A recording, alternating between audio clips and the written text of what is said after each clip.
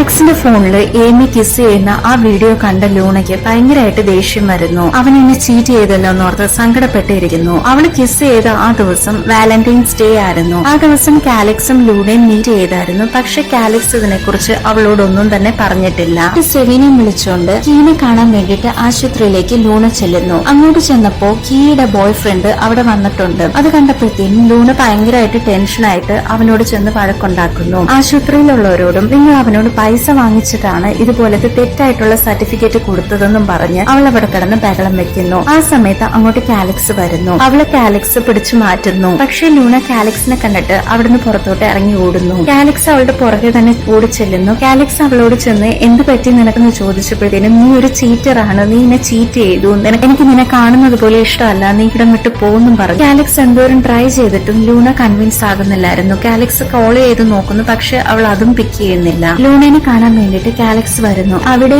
അവൾ അവോയ്ഡ് ചെയ്തിട്ട് പോകുന്നു. ഒരു ദിവസം ലൂണയുടെ മൊബൈലിലേക്ക് കാലക്സിന്റെ നമ്പറിൽ നിന്ന് കോൾ വരുന്നു. ലൂണ കോൾ പിക്ക് ചെയ്ത ഉടനെ അവൻ കട്ട് ചെയ്തു. ലൂണയ്ക്ക് ഏതോ ഒരു സംശയം കൊണ്ട് അവന്റെ ഫ്രണ്ട്സിന് കോൾ ചെയ്ത് ഇതുപോലെ കാലക്സിനെ വിളിച്ചായിരുന്നു, എന്താണെന്നൊന്ന് നോക്കാമോ എന്ന് പറയുന്നു. അവന്മാർ അങ്ങോട്ട് ചെന്ന് നോക്കിയപ്പോഴത്തേനും കാലക്സ് ഫുള്ളായിട്ട് ഡ്രിങ്ക് ചെയ്തിട്ട് ഹാങ് ഔട്ട് ആയി കിടക്കുന്നത് കാണുന്നു. അതുപോലെ തന്നെ കാലക്സ് അവന്റെ എക്സാംസിലൊക്കെ ഫെയിൽ ആയിരിക്കുന്നതും അവൾ മനസ്സിലാക്കുന്നു. നെക്സ്റ്റ് ഡേ കാലക്സ് ലൂണനെ മീറ്റ് ചെയ്യാൻ വരുന്നു. അന്നേരം കാലക്സിനോട് ലൂണ പറയുന്നു, നീ എന്നെ ചീറ്റ് ചെയ്തിട്ടുണ്ട്, അതുകൊണ്ട് എനിക്ക് നിന്നോട് സംസാരിക്കാൻ ഒട്ടും താല്പര്യമില്ല, നീ നിന്റെ കാര്യം നോക്കി പോയാൽ മതി, നമുക്ക് ബ്രേക്കപ്പ് ചെയ്യാന്നും പറഞ്ഞ് അവള് പറയുന്നു. കാലക്സ് അവളെ കൺവിൻസ് ചെയ്യാൻ ട്രൈ ചെയ്ത് അവനെ അക്സെപ്റ്റ് ചെയ്യാൻ റെഡി ആയിട്ടില്ലെന്ന് അവൻ മനസ്സിലാക്കുന്നു. നീ പോയി നിന്റെ ഡ്രീംസിന് അച്ചീവ് ചെയ്യാൻ നോക്ക്, എന്നെ ഇനി നീ ശല്യം ചെയ്യരുതെന്ന് ലൂണ പറയുന്നു. അത് കേട്ടിട്ട് കാലക്സ് ഇനി അവള് ശല്യം ചെയ്യണമെന്ന് ഓർത്തിട്ട് അവളെ അവസാനമായിട്ട് ഹഗ് ചെയ്തിട്ട് അവിടുന്ന് പോകുന്നു.